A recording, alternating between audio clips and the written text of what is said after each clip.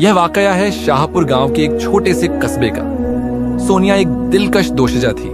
वह न सिर्फ अपनी मासूमियत बल्कि अपनी हरी भरी आंखों की वजह से पूरे गांव में मशहूर थी। लेकिन कुदरत की दी हुई ये खूबसूरती उसकी किस्मत नहीं बदल सकी। उसका ताल्लुक एक बेहद गरीब घराने से था। जब वो महज 2 साल की थी तो उसके वालिद का अचानक इंतकाल हो गया था। ये सदमा ऐसा था जो न सिर्फ सोनिया की मां को तोड़ गया बल्कि जिंदगी की तमाम खुशियां उनसे छीन कर ले गया। अब मां बेटी के सहारे जिंदगी का पहिया चलाने की कोशिश हो रही थी। पहले पहल सोनिया की मां लोगों के घरों में काम करती थी, लेकिन जैसे जैसे बीमारी ने उसे कमजोर किया वो चारपाई तक महदूद हो गई। और तब सोनिया, जो सिर्फ 16 बरस की थी, जिंदगी की तमाम जिम्मेदारियां अपने नाजुक कंधों पर उठा लेती है। वो रोज सुबह सवेरे उठती, जंगल की तरफ जाती, लकड़ियां काटती और शाम तक उन्हें शहर से आने वाले व्यापारियों के हाथ बेच देती। यूं घर का थोड़ा बहुत गुजारा हो जाता। गांव के करीब ही एक रहस्यमय जंगल था जिसके कुछ हिस्से आज तक अनजान और सुनसान थे। वहां जाने की किसी को इजाजत नहीं थी, बल्कि कई डरावनी कहानियां उन हिस्सों के बारे में मशहूर थीं। एक दिन अचानक सोनिया की मां बिल्कुल बिस्तर से लग जाती है, लेकिन सोनिया के लिए उसकी मां की सेहत सबसे अहम है। एक दिन सोनिया गांव के बूढ़े हकीम को बुलाती है ताकि वो उसकी मां का मुआयना कर सके। हकीम बोला, उस रहस्यमय जंगल में एक जड़ी बूटी है जो बहुत शिफायाब है। हो सकता है वो तुम्हारी मां की जिंदगी बचा सके, क्योंकि तुम्हारी मां के जिस्म में एक अजीब किस्म का जहर फैलने लगा है, लेकिन वो जड़ी बूटी उस पर असर कर सकती है। एक जमाना था जब मेरी आंखें तेज थीं। मैं खुद जंगलों में जाता, पहाड़ों से जड़ी बूटियां लाता, लेकिन अब इन आंखों की रोशनी खत्म होने लगी है। अब मैं सिर्फ ख्वाबों में उन घाटियों को देख सकता हूं। सोनिया ने उम्मीद भरी नजरों से पूछा, क्या वो दवा ऐसी है जो मेरी मां को बचा सके? हकीम ने कुछ देर सोचा, फिर आहिस्ता से कहा, हां, वो जड़ी बूटी है जिसे सूरजमुखी की सहर कहते हैं। ये बूटी जंगल के उस हिस्से में उगती है जहां कोई नहीं जाता। वो हिस्सा राजा वीर सिंह के खजाने की जगह के तौर पर मशहूर है। लोग कहते हैं कि जो भी वहां गया कभी लौट कर नहीं आया। सोनिया ने बिना हिचक कहा, मैं वहां जाऊंगी। हकीम चौंक पड़ा। बेटी, अगर गांव के किसी शख्स ने तुझे उस तरफ जाते हुए देख लिया तो वो तूफान खड़ा कर देंगे। वो जगह ममनुआ है। सिर्फ खजाने की हवस रखने वाले या पागल वहां जाते हैं और वो वापस कभी नहीं आते। सोनिया की आंखों में आंसू उतर आए, लेकिन साथ ही एक अजीब सी चमक भी पैदा हुई। वो आहिस्ता से बोली, मेरे पास इस दुनिया में मां के सिवा कुछ नहीं। अगर मां चली गई तो मैं बिल्कुल तन्हा हो जाऊंगी। मैं हर खतरा बर्दाश्त कर सकती हूं। मां के बिना जीना नहीं सीखा।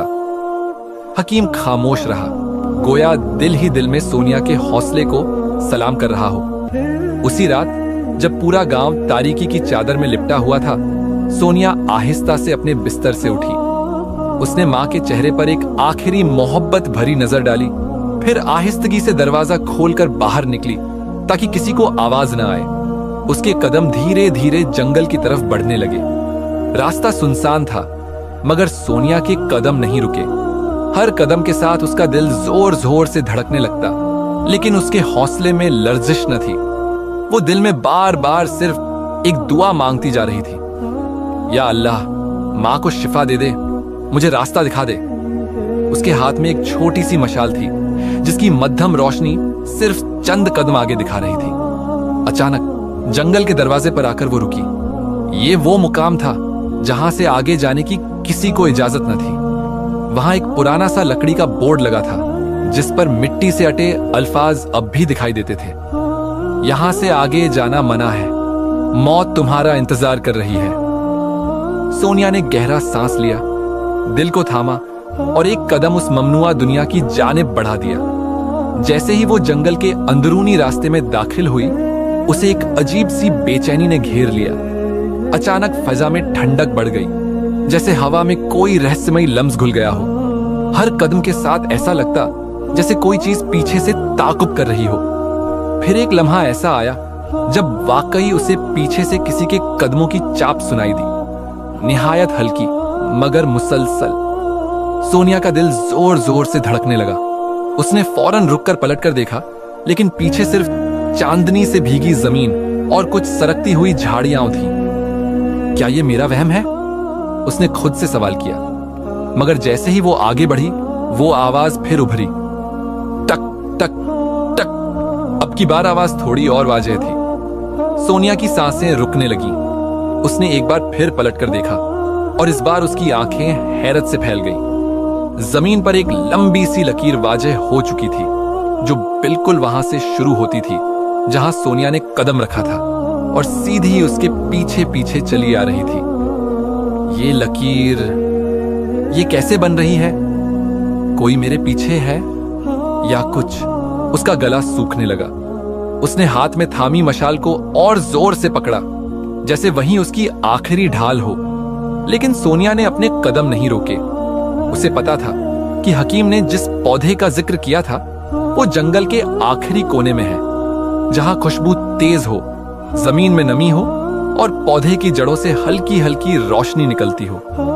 सोनिया अब दौड़ने लगी। कदमों की आवाज भी तेज हो गई, या शायद उसका वहम और डर उसका पीछा कर रहा था। सोनिया का दिल तेजी से धड़क रहा था। रात की अंधेरी खामोशी में जंगल का सन्नाटा और वो लगातार कदमों की चाप, जैसे कोई साया उसके पीछे हो। लेकिन जब भी वो पीछे मुड़ती, कोई नजर नहीं आता। उसने कई बार तेज कदमों से आगे बढ़ने की कोशिश की, लेकिन हर बार वही चाप, वही अनजानी मौजूदगी का एहसास उसे रोक देता। वो बिना मंजिल के दौड़ती रही, दाएं बाएं मुड़ती, झाड़ियों को चीरती, पेड़ों के नीचे से गुजरती, यहां तक कि वो जंगल के एक ऐसे हिस्से में पहुंच गई जहां चांद की रोशनी भी पूरी तरह जमीन तक नहीं पहुंच पा रही थी। घना अंधेरा, नमी भरी हवा और खामोशी का एक अजीब सा बोझ।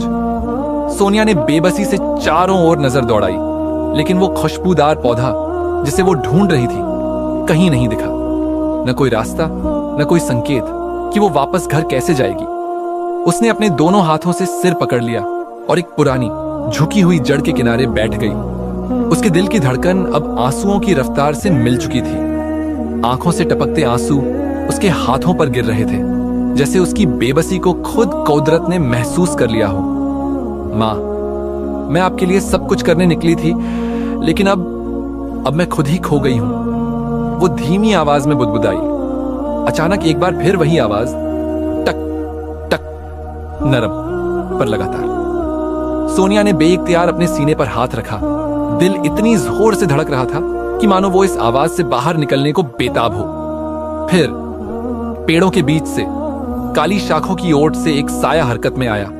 सोनिया ने अपनी आंखें तेज की और वो लम्हा आ पहुंचा जिसने उसके सारे थकान, डर और घबराहट को एक पल में रोक दिया। पेड़ों की छाया से निकलकर एक लंबा चौड़ा वजीह नौजवान सामने आया। उसके कंधों पर काली चादर थी, बालों में हल्की नमी थी, जैसे वो खुद फिजा में घुलकर अब सामने आया हो। लेकिन जो चीज सबसे ज्यादा हैरान कर देने वाली थी वो थी उसकी आंखें। चमकदार हरी आंखें, बिल्कुल वैसी ही जैसी सोनिया की थी। तुम यहां क्या कर रही हो? उसने सोनिया की घबराहट को महसूस करते हुए नरमी से पूछा। सोनिया ने हिचकिचाते हुए अपने हाथ मले और कहा, मैं एक खास जड़ी बूटी तलाश करने आई थी, लेकिन वापसी का रास्ता भूल गई हूं। वो नौजवान खामोशी से उसे देखता रहा, जैसे उसकी आंखों के पीछे की कहानी पढ़ रहा हो। फिर एक शांत लहजे में बोला, परेशान मत हो, मैं तुम्हें इस जंगल से निकालकर तुम्हारे गांव तक पहुंचा दूंगा। सोनिया को हैरानी हुई, ये नौजवान आखिर इस जंगल में क्या कर रहा था? वो कैसे इतनी आसानी से यहां घूम रहा था, जबकि सबको यहां आने से रोका जाता था? मगर इस वक्त वो सवाल करने के बजाय बस उसके पीछे चल दी। अंधेरे जंगल में वो नौजवान सोनिया की रहनुमाई करता रहा। उसके कदम किसी डर या झिझक के बिना आगे बढ़ रहे थे, जैसे वो यहाँ के हर रास्ते, हर पेड़ और हर राज से वाकिफ हो। दूसरी ओर सोनिया के जहन में सवालों का तूफान था। ये कौन था? यहाँ क्या कर रहा था? और सबसे बढ़कर उसकी आंखें सोनिया जैसी क्यों थीं? आखिरकार गांव के करीब पहुंचकर वो नौजवान रुक गया। सोनिया ने पीछे मुड़कर देखा मगर वो खामोशी से वापस लौट रहा था। जैसे ही वो घने पेड़ों के दरमियान पहुंचा, वो हवा में घुल गया, जैसे कभी था ही नहीं। सोनिया हैरान खड़ी रही, दिल अजीब तरीके से धड़क रहा था। फिर वो मुड़कर अपने घर की तरफ बढ़ गई। जब वो घर पहुंची तो उसकी मां कमजोर और बीमार बिस्तर पर लेटी हुई थी। सोनिया ने मायूसी से उसे बताया कि वो जड़ी बूटी नहीं ढूंढ सकी। उसकी मां ने हल्की सी मुस्कान के साथ उसका हाथ थामा और कहा, परेशान मत हो बेटी, जिंदगी और मौत खुदा के हाथ में है। जितनी सांसें लिखी हैं वो पूरी होंगी। मगर सोनिया अपनी मां को खोना नहीं चाहती थी।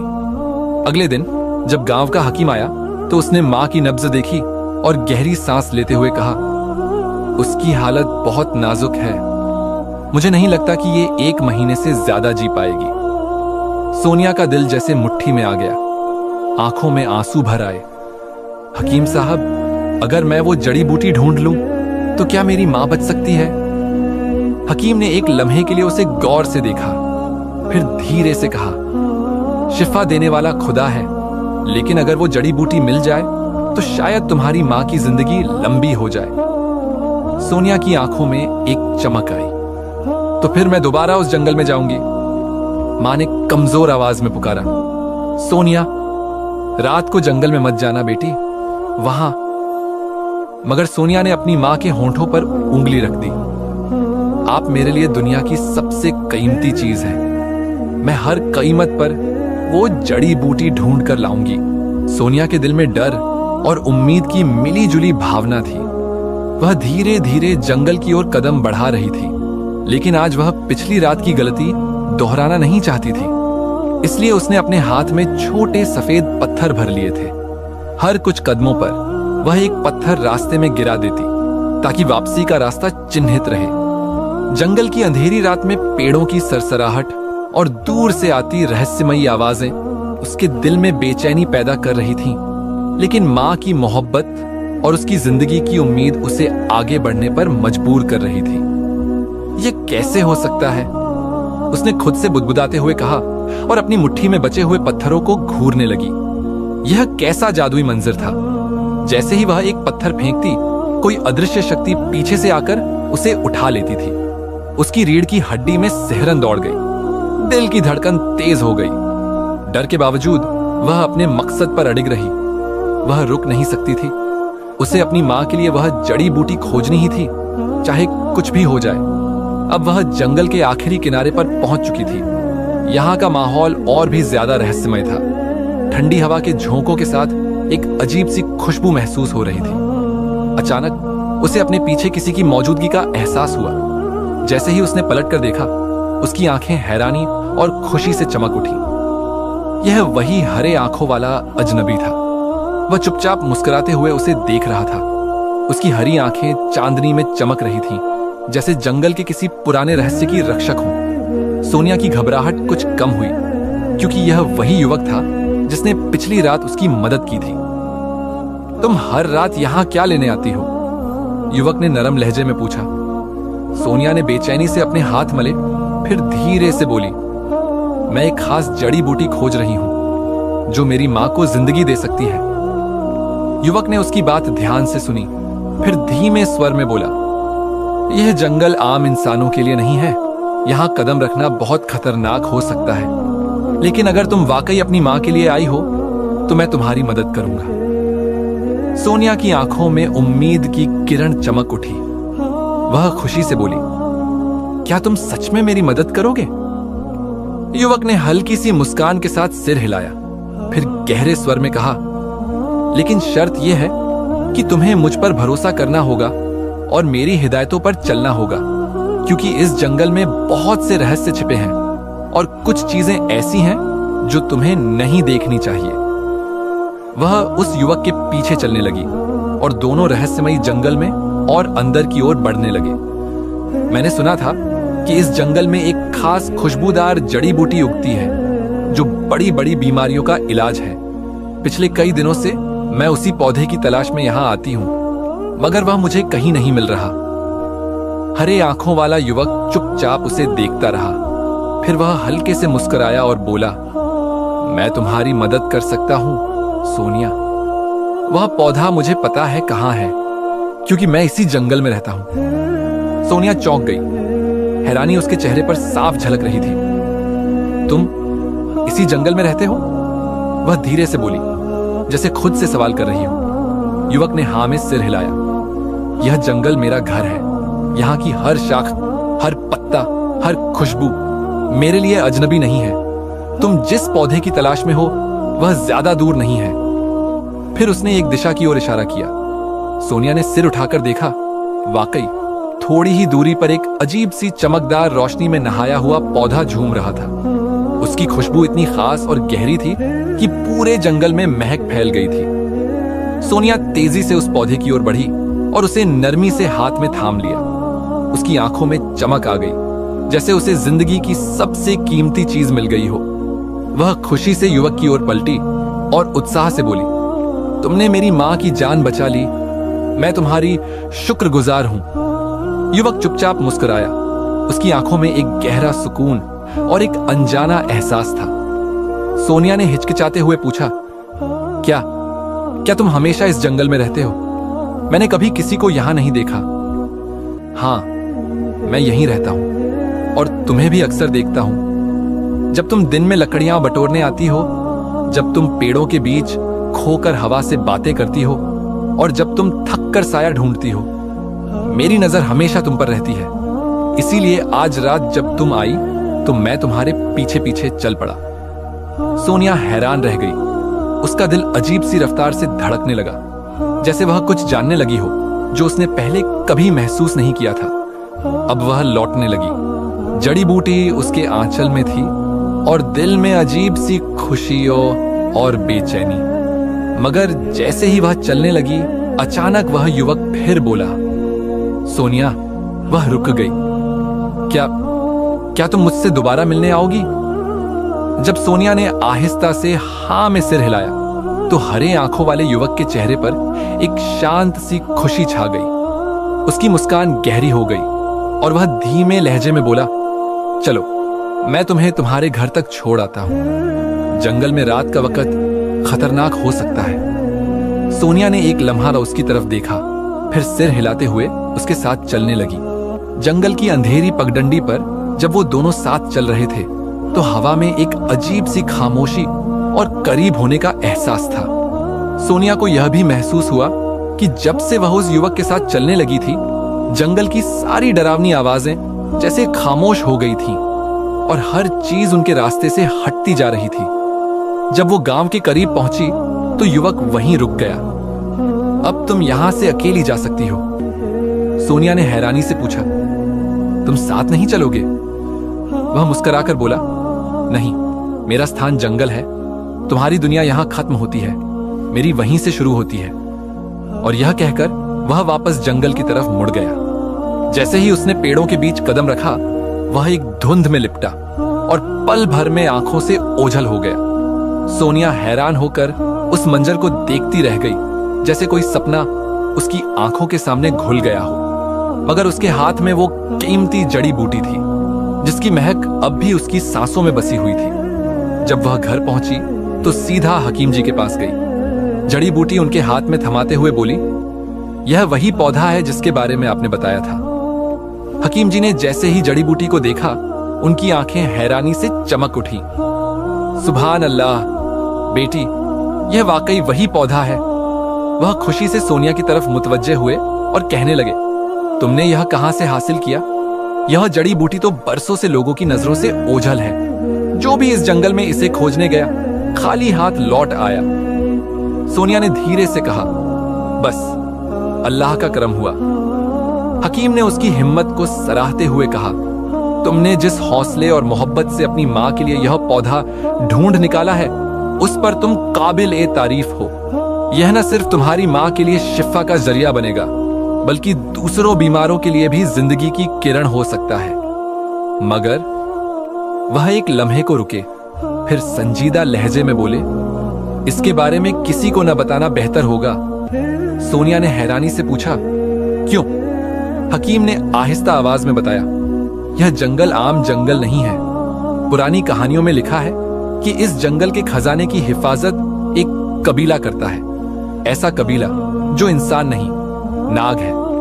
कई बार लोग इस पौधे को तलाश करने गए लेकिन वापस नहीं आए। सुना है कि जो भी इस खजाने को हासिल करना चाहे उन धारियों वाले नागों का सामना करता है। सोनिया की आंखें हैरानी से फैल गईं। वह कुछ कहना चाहती थी, कुछ पूछना चाहती थी, मगर फिर रुक गई। उसे वह हरी आंखों वाला युवक याद आया, बेहद खूबसूरत, चुपचाप और रहस्यमय। क्या वह भी? उसका दिल जोर जोर से धड़कने लगा, मगर उसने कुछ नहीं कहा, बस चुपचाप सिर झुका लिया। हकीम जी दवा बनाने में मसरूफ हो गए और सोनिया अपने घर की ओर लौटने लगी। अब उसके दिल में दो बातें थीं, एक अपनी मां की सेहत और दूसरी वह युवक जिससे उसने वादा किया था कि वह दोबारा मिलने जरूर आएगी। अगले दिन हकीम ने सोनिया की मां के इलाज की दवा तैयार कर दी। दवा के कुछ बार इस्तेमाल से मां की तबीयत थोड़ी बेहतर हो गई थी, मगर अब घर की हालत बदतर होते जा रहे थे। गरीबी का यह आलम था कि खाने को कुछ नहीं था, पैसे खत्म हो चुके थे। सोनिया सोचने लगी कि वह फिर से जंगल जाए और लकड़ियां इकट्ठा करे ताकि शहर से आने वाला व्यापारी जो हफ्ते में एक बार आता था उन लकड़ियों के बदले उसे कुछ पैसे दे सके। सोनिया ने जैसे ही लकड़ियां इकट्ठा की और उन्हें उठाने के लिए झुकी, अचानक किसी ने वो लकड़ियां उठाकर अपने कंधे पर रख ली। सोनिया ने हैरानी से देखा, वही हरी आंखों वाला खूबसूरत युवक उसके सामने खड़ा था। सोनिया उसे देखकर मुस्कुरा दी। वह युवक बोला, मैं हूं ना तुम्हारी मदद के लिए, परेशान क्यों होती हो? सोनिया ने उसे बताया कि उसकी दी हुई जड़ी बूटी से उसकी मां की हालत काफी बेहतर हो गई है। युवक उसे देखकर मुस्कुराया और कहा, जब तक तुम्हें मेरी जरूरत होगी मैं तुम्हारी मदद करता रहूंगा। यूं दिन गुजरते गए। वह युवक अक्सर सोनिया की लकड़ियां उसके घर तक पहुंचा देता। व्यापारी अब उसे हजारों रुपये देने लगा था। घर के हालात बेहतर हो रहे थे और सोनिया के दिल में उस युवक के लिए जज्बात परवान चढ़ने लगे थे। वह अक्सर उसका इंतजार करती, उसकी आमद पर चेहरा खुशी से खिल उठता। एक दिन सोनिया ने अपनी सहेली नादिया से अपनी मोहब्बत का जिक्र किया। नादिया हैरान रह गई। सोनिया ने बताया कि वह युवक जंगल में उससे रोज मिलता है और उसकी आंखें भी उसकी जैसी गहरी हरी हैं। नादिया ने सोनिया से उससे मुलाकात की ख्वाहिश जाहिर की। अगले दिन सोनिया नादिया को जंगल ले गई, मगर युवक नहीं आया। नादिया ने शिकायत की कि वो तो कहती थी वो रोज आता है, आज कहां गया? दोनों मायूस होकर वापस जाने लगी कि झाड़ियों में अचानक सरसराहट हुई। नादिया चिल्ला पड़ी, सोनिया जल्दी भागो, वहां एक बहुत मोटा नाग छिपा हुआ है। दोनों डर के मारे दौड़ती हुई घर पहुंची। उसी शाम दरवाजे पर दस्तक हुई। सोनिया ने दरवाजा खोला, मगर कोई न था। लबोलुआब यह कि जो लकड़ियां वो जंगल में छोड़ आई थी वो सारी दरवाजे के बाहर रखी थी। अगले दिन सोनिया दोबारा अकेली जंगल गई। कुछ देर बाद वही हरे आंखों वाला युवक आ गया। सोनिया खफा होकर बोली, कल जब मैं नादिया को लेकर आई थी तो तुम क्यों नहीं आए? युवक मुस्कुराकर बोला, मैं मजबूर था, उसी में भलाई थी। फिर उसने सोनिया को एक कीमती हीरे का हार दिया। सोनिया हैरत में पड़ गई। वह बोली, इतना कीमती हार मेरे लिए? युवक ने एक गहरी सांस लेकर कहा, यह तुम्हारे पिता के एहसान का बदला है। तुम्हारा बाप एक सपेरा था जिसने मुझे पाला जब मैं एक बच्चा था, मगर मैं इंसान नहीं था, मैं एक अच्छा धारी नाग का बच्चा था। तुम्हारे पिता ने मुझे बड़ा करके जंगल में आजाद किया था। आज जब मैं एक ताकतवर नाग बन चुका हूं तो उसका शुक्रिया अदा करने आया हूं। अफसोस तुम्हारे पिता अब इस दुनिया में नहीं रहे, मगर जब मुझे पता चला कि उनकी एक बेटी है जिसकी आंखें भी हरी हैं, तो मैं तुमसे मिलने चला आया। यह कहकर वह युवक धीरे धीरे अपनी असली शक्ल में बदलने लगा। सोनिया ने अपनी आंखों के सामने उसे एक ताकतवर अच्छा धारी नाग में तब्दील होते देखा, जो फिर झाड़ियों में गायब हो गया। सोनिया का दिल जोर जोर से धड़क रहा था। वह अपनी मोहब्बत का इजहार भी न कर सकी और अब जान गई थी कि जिससे वह मोहब्बत कर बैठी थी वह इंसान नहीं बल्कि एक राज था, एक अच्छा धारी नाग।